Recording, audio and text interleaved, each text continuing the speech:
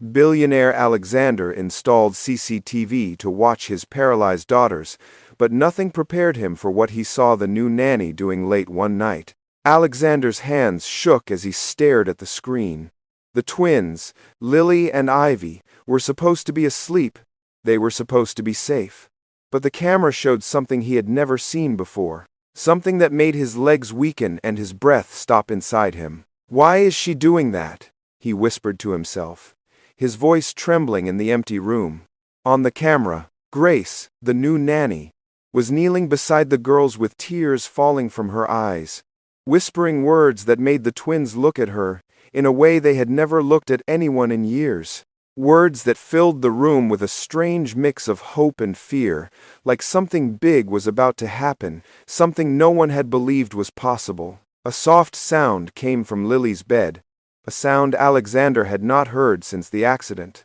Then Ivy moved her hand in a way the doctors said she could not. Alexander froze. His heart felt like it dropped into his stomach. "What is happening?" he whispered, leaning closer to the screen, afraid to blink. Because if what he was seeing was real, then everything he believed for the last 3 years was about to change. And the truth waiting on that camera feed was something that could either save his family or break him all over again. Alexander stood in the center of his silent penthouse, feeling like the walls were pressing in on him again. Night had already covered Houston, but he had not switched on any lights. The city glowed below him, busy and alive, while everything inside his home felt quiet and cold. He held his phone in his hand, staring at the small camera icons on the screen. 17 cameras, 17 angles, 17 reminders that he no longer trusted the world to take care of his daughters. Lily and Ivy were only 6 years old, yet they carried more pain than most adults. Their thin legs rested in their wheelchairs, still and soft, and there were moments when Alexander wondered if they had forgotten how to smile. The accident had taken away more than their ability to walk. It had taken away the sound of their laughter, the light in their eyes, and the warm spirit their mother had poured into them. Alexander still remembered the night everything changed. Rachel had driven the girls home after a small recital. The twins wore matching pink dresses. They had begged to show him their dance steps, but he had been on a late meeting and told them he would watch the video later. That video never came. A drunk driver ignored a red light and rushed into their car. Rachel was gone before help arrived. Lily and Ivy survived, but the damage ran deep into their small spines. Doctors at Houston General told him to accept the truth. "Your daughters may never walk again," they said. Their voices were gentle, but the words felt like stones thrown at his chest. Alexander nodded, but inside, something broke so deeply that he never recovered from it. After the funeral, the girls became different. Lily spoke less. Ivy cried at night until she fell asleep from exhaustion. Alexander tried to hold them, but he felt like a stranger in his own home. He watched them, but he did not know how to comfort them. His money could not fix this. His power could not change this. And his heart, filled with guilt, told him that if he had been there, maybe things would have been different. He spent thousands on treatment. He flew in experts from Dallas, Chicago, and even Europe. He bought new machines, hired top therapists, and created a schedule so strict that no one dared break it. But still, nothing changed. The girls stayed quiet and tired. Their legs stayed still. Their lives stayed heavy. Soon the house was filled with nannies, each promising to do better than the last. But Alexander learned quickly that promises meant nothing. The first nanny ignored the girls. The second fell asleep while they cried for help. One stole Rachel's necklace. Another let strangers into the penthouse. The worst sold photos of the twins' medical equipment to gossip pages for quick money. The shame burned him so deeply that he stopped trusting anyone. That was when he installed the cameras. He walked around the penthouse with a team, pointing to corners, ceilings, doorways. "Here," he said, "and here, and another one here." Soon, every step his daughters took, Every breath they made appeared on his phone. It made him feel safe, or at least that was what he told himself. In truth, it only reminded him that he was a man watching life instead of living it. But fear had taken over him so strongly that he let it rule his home. When nanny number 9 arrived, she did not look like the others. Grace stood quietly in front of him, her hands folded, her voice steady. She listened as he explained the rules, the strict plan, the medical notes. She did not interrupt him or pretend to know better. She simply nodded, but there was something in her eyes that Alexander could not read. Something calm, something firm, something that made him uneasy without knowing why. Her first morning was slow. She walked into the twins' therapy room with no hurry in her steps. She sat down on the floor, not even touching the schedule he had placed for her. Alexander noticed it immediately on the camera. His finger hovered over the direct call button. He was ready to correct her, ready to warn her, ready to remind her that she was here to follow rules, not change them. But she did nothing wrong. She only sat there, looking at the girls with a soft and steady expression, like she was trying to understand them, not rush them. She did not talk fast. She did not force them to move. She just waited until Lily slowly lifted her eyes to meet hers. "Good morning, Lily," Grace whispered. "Good morning, Ivy." Simple words, but the twins had not responded to any nanny in weeks. And now, even though their lips did not move, Alexander noticed something. The girls were watching her. For the first time in a long time, their attention was not on the wall or the floor. It was on a person. Alexander felt something shift inside him. He did not know if it was hope or fear. Hope scared him more, because hope could hurt again. But he continued to watch. Grace began to play soft gospel music, the kind older people sang in small churches. The sound filled the room. Slow, warm, gentle. Ivy's head turned slightly, as if the music touched something inside her. Lily's fingers twitched just a little. Nothing big, nothing dramatic, but real. Alexander leaned forward, staring at the screen. His chest tightened, not from pain, but from confusion. The doctors had said movement like that was rare. They had said his daughters would likely grow older without improvement. So what was this? Grace looked at the girls with tears in her eyes that she tried to hide. She moved their legs slowly, carefully, like she was teaching their bodies to remember something they had lost. Alexander felt his throat close. His hands shook slightly. He wanted to walk into the room. He wanted to stop her. He wanted to understand her, but he did not move. He only watched the woman he barely trusted. Watched the daughters he loved but felt he was losing. Watched something he did not have a name for. Something that felt too close to hope. And hope was the one thing he feared the most. The next morning, Alexander woke up before the sun. He was not sure why. His body felt tired, yet his mind felt awake, almost unsettled. He picked up his phone and opened the camera app without thinking. It had become a part of him, the same way a heartbeat becomes a part of the body. He checked the feed the way other people checked the weather. Grace had already arrived. The screen showed her pushing the twins gently into the therapy room. She moved slowly, giving the girls time to adjust. She did not rush, did not sigh, did not look annoyed, the way some of the past nannies did.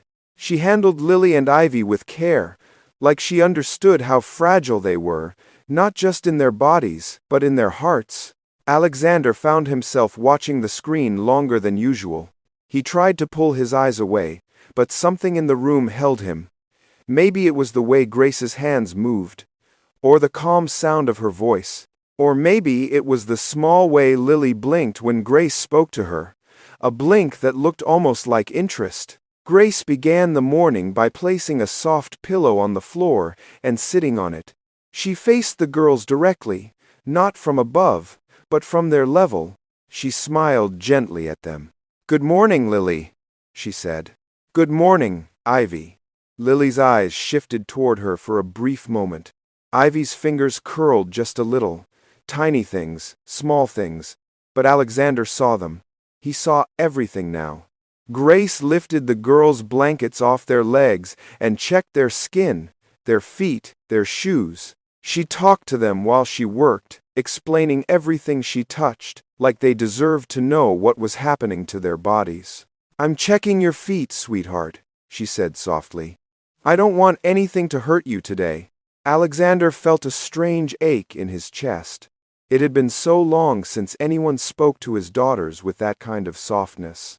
After a while, Grace pulled out the same speaker she brought the day before. She played the gospel music again, slow and warm, the type that reminded people of old wooden benches and church hats and bright Sunday mornings. Alexander had not heard that type of music since he was a boy. Lily turned her head again. This time, a little more than yesterday. Alexander leaned closer to his phone, his breath stopping for a moment. He had watched every therapist work with the twins in the past 3 years, and not one of them had made Lily move her head willingly. Grace noticed it and whispered, "I see you, Lily." That was good. Ivy watched her sister and blinked twice, her eyes soft and unsure. Alexander felt heat building behind his eyes. He rubbed his face with his hand, trying to push the feeling away. Grace then lifted Ivy's legs and moved them slowly. Not fast, not with pressure, just a gentle back and forth movement, the same pattern from yesterday. She looked like someone rocking a baby to sleep. Ivy made a small sound. Alexander heard it even through the quiet speakers. It was not a laugh, not a cry, but something in between, something alive. Alexander's chest tightened. He did not know if he should feel joy or fear. Joy scared him more, because joy made room for hope, and hope was the one thing that could destroy him again if it failed. He watched for almost an hour. Grace never once picked up her phone, never rushed, never seemed bored. She was fully present with the twins the way Alexander had not seen anyone be in years. Later that afternoon, Alexander came home early. He walked through the penthouse with slow steps, unsure of what he would find. He paused outside the therapy room. He could hear the music again, the soft hum of Grace's voice singing along. He pushed the door slightly open. Grace sat on the floor with Lily leaning against her left shoulder. Ivy rested on her right side, her hand touching Grace's sleeve. Both girls looked calm, almost peaceful. Grace did not notice Alexander at first. She was talking to the girls in a quiet voice. "You are not broken," she said gently. "You are both trying. And trying matters." Lily blinked slowly. Ivy's lips trembled like she wanted to respond. Alexander stepped inside without meaning to. The floor under him felt strange, like he had entered a place he did not deserve to be. Grace looked up. "Oh, Mr. Alexander, I didn't hear you." Her voice carried no fear, no panic, no guilt, just calm respect. Alexander cleared his throat. "I came home early. I see." Grace helped Lily sit upright again. The girls had a good day. They both responded to the music, and Ivy tried to move her foot when I encouraged her. Alexander felt his stomach tighten. "The doctor said movement like that is rare." Grace looked at him, her eyes steady. "Rare doesn't mean impossible." Her words touched something deep inside him, something he had buried with Rachel's coffin. He crossed his arms. "I do not want you to give them false hope." Grace shook her head.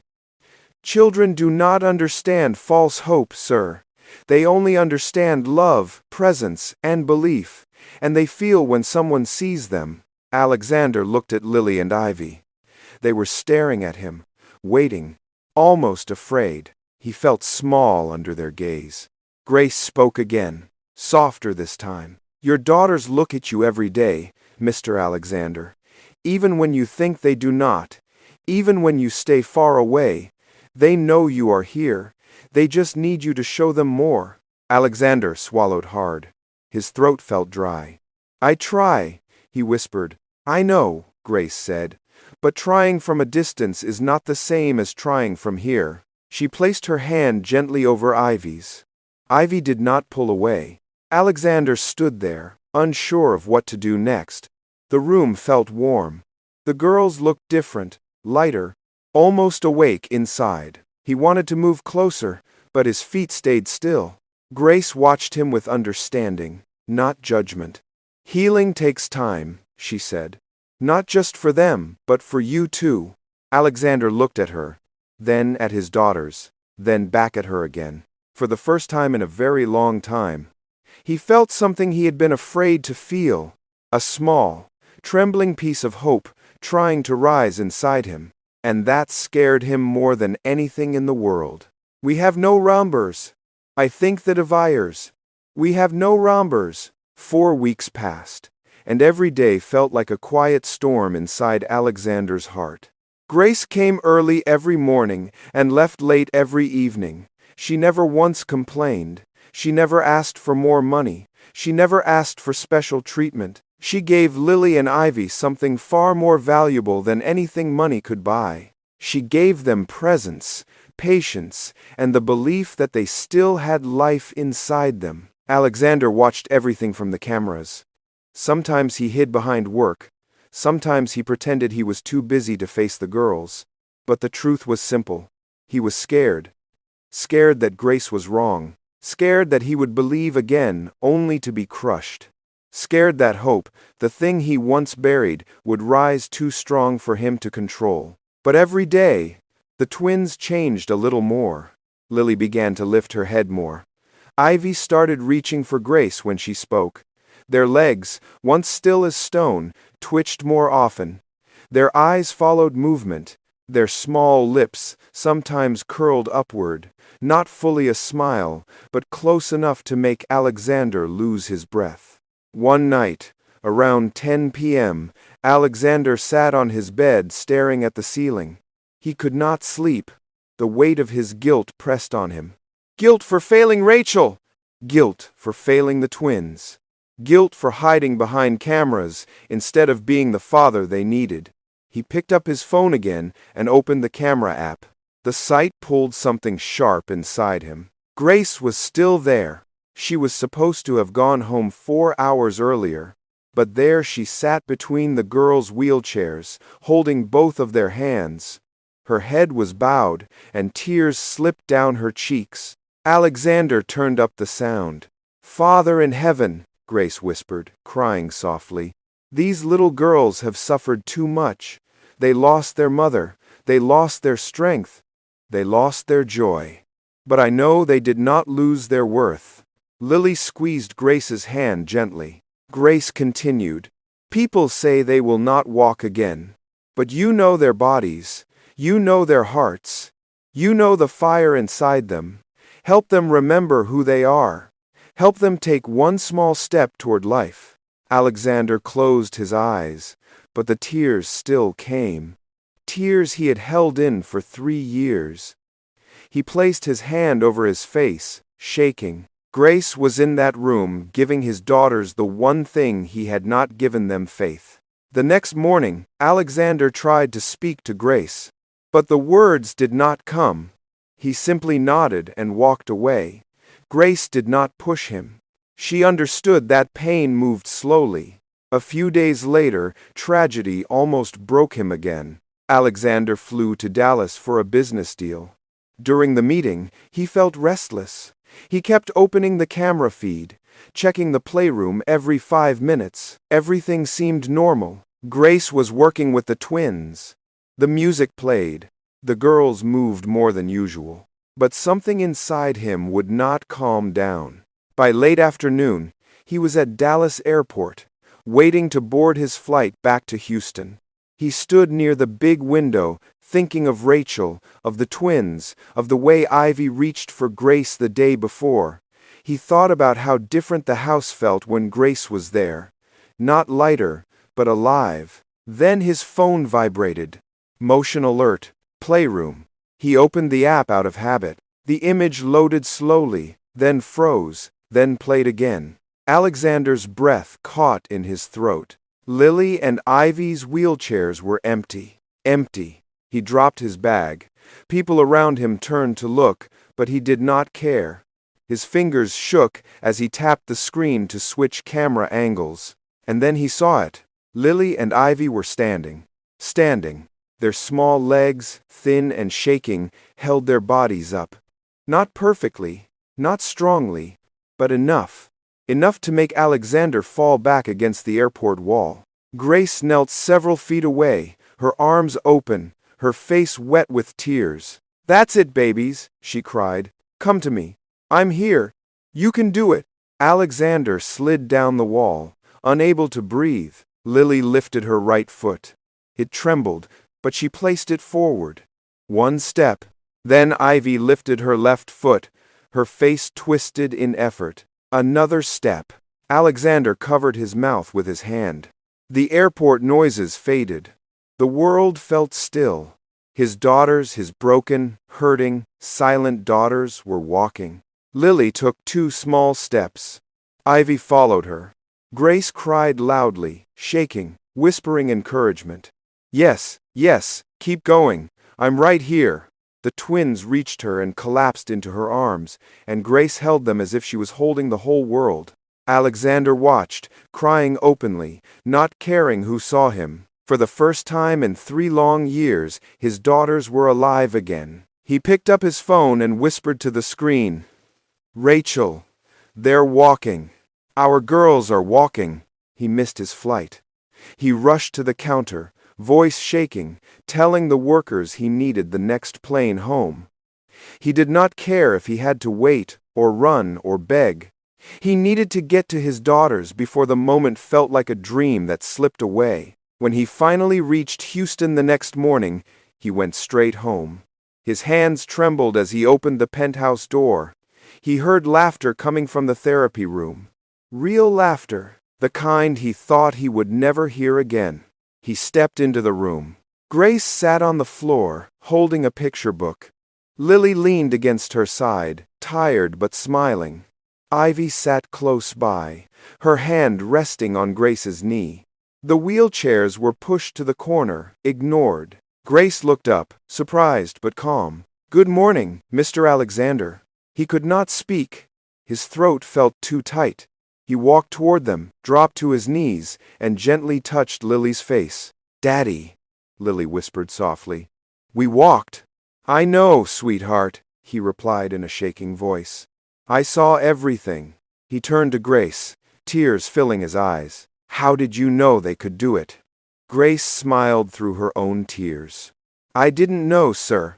I just refused to believe they couldn't." Alexander reached out and pulled Grace and the twins into his arms. For the first time in years, he held his family close. "I'm sorry," he whispered. "I'm sorry for watching through cameras. I'm sorry for giving up. I'm sorry for everything." Grace placed her hand over his. "They didn't need you to be perfect. They just needed you here." Alexander nodded, breaking down completely. That day, he canceled all his business trips. He turned off the cameras. He began reading bedtime stories. He sat with the girls during therapy. He held their hands when they practiced walking again. He stopped watching life through a screen. He stepped into it. And for the first time since the accident, his home felt alive again. Dear viewers, this story shows something very real about life. Sometimes, the people who look the strongest are the ones breaking silently. Sometimes, the people who look the weakest are the ones holding on with everything they have. And sometimes, hope does not arrive loudly. It comes quietly, through the hands of someone who cares. For years, Alexander believed his daughters would never stand again. He believed he had failed as a father. He believed that pain was the end of their story. But Grace showed him that pain is not the end. Pain is the place where healing begins, if someone is brave enough to stay. Lily and Ivy did not walk again because of luck. They walked because someone saw their worth. Someone believed in their small steps. Someone whispered strength into their hearts when the world whispered fear. And when Alexander finally stepped out from behind his cameras and held his daughters, he learned the greatest lesson of all. Children do not need a perfect parent. They only need a present one. Thank you for watching this story. If it touched your heart, please like, comment, and subscribe. Tell us below, what part moved you the most? Do you believe that love can bring back what life tries to take away? Your voice matters. See you in the next emotional story.